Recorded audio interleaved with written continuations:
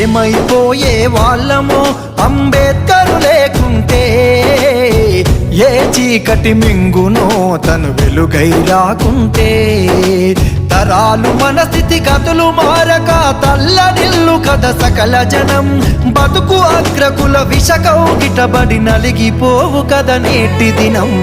ఏమైపోయే వాళ్ళమో అంబేద్కరు లేకుంటే, ఏ చీకటి మింగునో తను వెలుగై రాకుంటే.